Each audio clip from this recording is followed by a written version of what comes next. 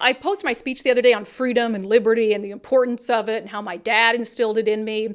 Now, I will say I'm a millennial. I think I'm considered an elder millennial. So I was born in 88, so I'm like on the older side of the millennials. But there was this study, and this is shocking to me. So Gen Z is, I believe it's generally considered, if you were born mid-90s up until like the early 2000s, that's Generation Z.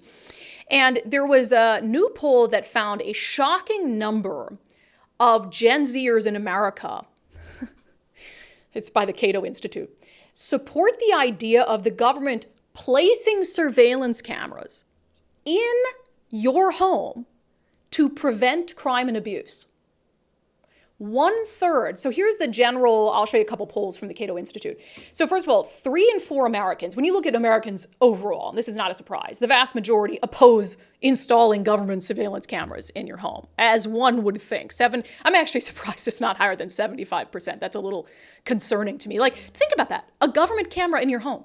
What, are they gonna watch you like shower and go to the bathroom and do it? And think about that. Who would freaking support that? I have no idea. That's genuinely insane. 75%, 14% said they favor it, and 10% said they don't know. What level of apathy would lead you to not know whether you would support?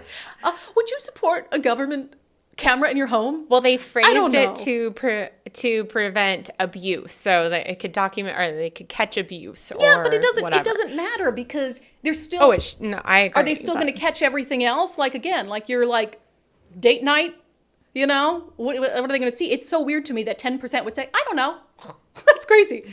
But when you look specifically at Generation Z, 29% of 18 to 29-year-olds, 29% said they would support this. Oh, that's shocking to me. It is. You know what? I'm genuinely worried that that's a result of our education system and squashing independent thought. Just raising... And I'm not saying you, but schools teaching a generation of just sheeple.